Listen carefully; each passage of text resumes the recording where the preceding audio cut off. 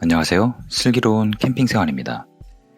지난 봄에 돔 텐트 선택 기준에 대해 영상에서 설명을 드렸었는데요.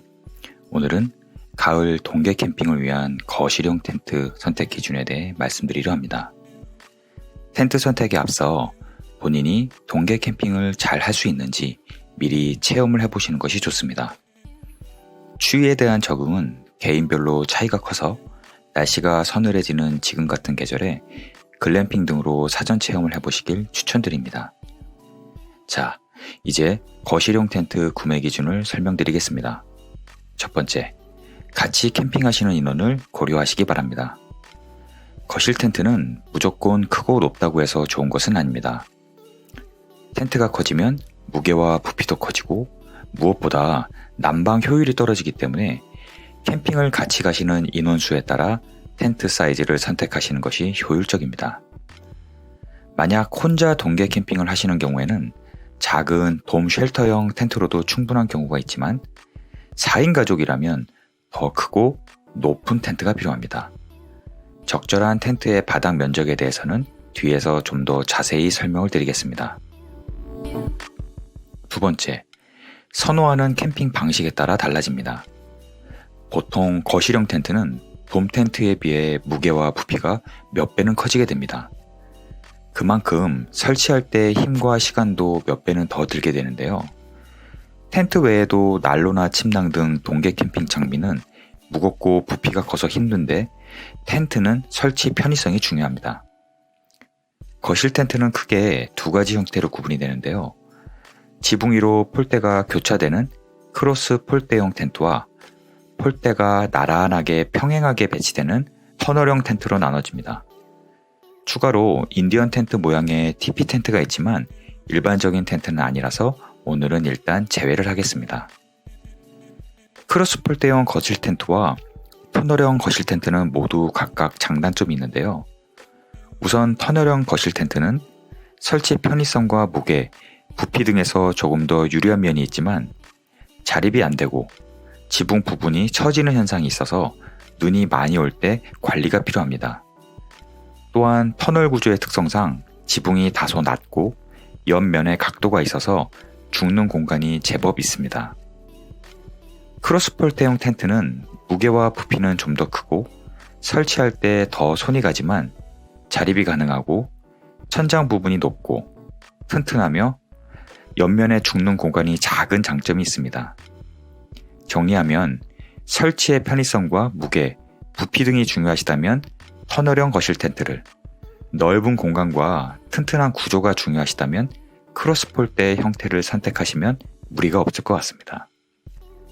세 번째, 동계에 바닥 모드로 할 것인지 야침 모드로 할 것인지 둘 다 할 것인지를 선택하시길 바랍니다. 보통 아이들이 있는 가정의 경우에는 바닥 모드를 선호합니다. 이 경우 내부에 이너 텐트 공간이 별도로 있고 전용 이너 텐트를 쉽게 설치할 수 있는 투룸형 거실 텐트가 좋습니다.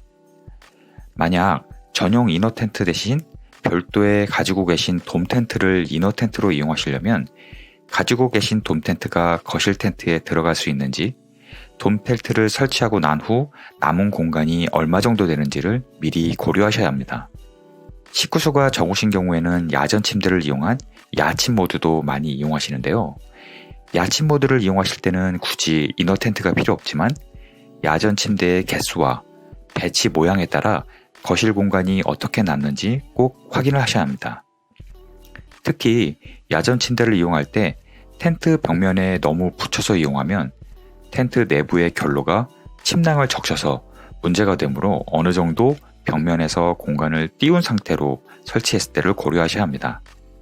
식구수가 2명에서 3명 정도로 적고 야전 침대를 이용하신다면 굳이 거실 공간이 구분되지 않은 리빙쉘이나 휴양림용 거실 텐트에 야전 침대를 디귿자나 11자 형태로 배치하고도 편안하게 이용하실 수 있습니다. 네 번째, 텐트 확장을 할 것인지를 고려하시기 바랍니다. 예전에는 거실 텐트와 돔 텐트를 연결하는 터널이나 추가적인 부속품을 통해 자유롭게 확장하는 텐트를 선호했었는데 이런 방식은 인원수에 맞춰 공간을 다양하게 확정할 수 있다는 장점은 있지만 대신 설치에 시간이 오래 걸리고 가지고 다녀야 하는 장비의 수도 많아져서 호불호가 갈리고 있습니다. 만약 본인이 캠핑 때마다 같이 가는 식구 수가 다양하게 변하시는 분들은 다양한 확장과 변환이 가능한 거실 텐트를 선택하시면 되겠고, 캠퍼의 숫자가 거의 정해져 있으신 분들은 일체형 거실 텐트를 선택하셔도 좋을 것 같습니다. 5번째, 동계 외에 다른 계절에도 거실 텐트를 이용할 것인지 고려하시길 바랍니다. 더운 여름엔 돔 텐트와 타프의 조합이 진리이긴 하지만 그렇다고 거실 텐트로 아예 하계 캠핑을 못하는 것은 아닙니다. 오히려 돔 텐트와 타프 설치를 하는 것보다 거실 텐트 하나를 설치하는 것이 간편할 수 있는데요. 다만 더운 여름의 특성상 좀 더 시원한 구조의 거실 텐트를 선택하시면 될 것 같습니다. 특히 터널형 텐트의 경우에는 환기창이 부족하거나 앞뒤에 대형 오픈형 패널이 없어서 여름에는 거의 이용을 못하는 텐트들도 많기 때문에 주의하셔야 합니다. 거실형 텐트의 앞뒤 대형 패널이 오픈이 되는지, 메쉬 창문의 크기는 충분히 큰지, 지붕에 별도의 암막 루프가 있는지 등을 고려하시면 여름에도 이용이 가능한 거실 텐트를 선택하실 수 있습니다. 5번째, 거실 텐트의 면적입니다. 보통 침실 공간을 제외하고 거실 공간이 가로 3m, 세로 3.6m는 되어야 한다고 말씀들 하시지만 캠퍼의 상황에 따라 맞기도 하고 틀리기도 합니다.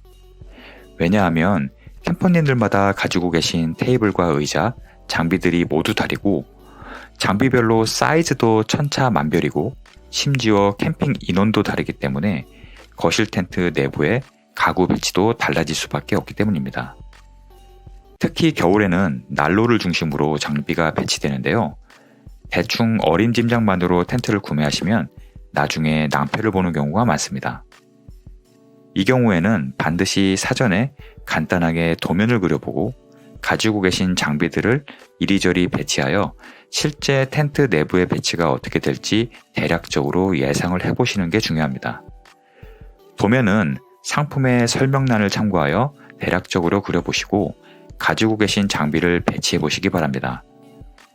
이때 주의하실 점은 텐트는 아무리 벽면이 수직으로 서 있는 모델이라고 해도 어느 정도 공간에 여유를 두셔야 합니다. 머리나 옷이 텐트에 닿으면 안 되므로 약 50cm 정도는 띄워 놓으셔야 합니다.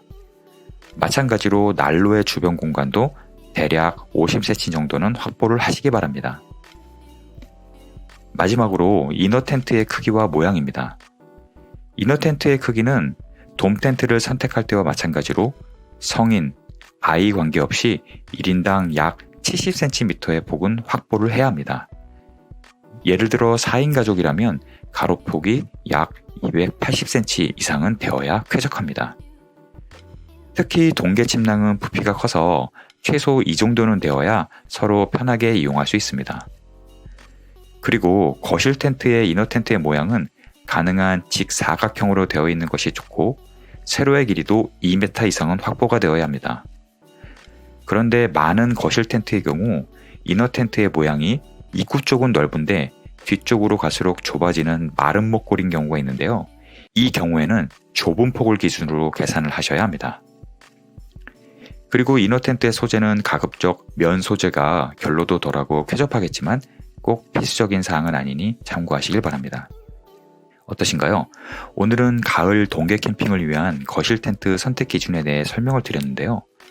특정 제품이나 브랜드에 대해 추천을 해드리기보다는 제가 생각했을 때 공통적으로 고려해야 하는 기준을 설명드린 것이므로 구매 시 참고하셨으면 좋겠습니다.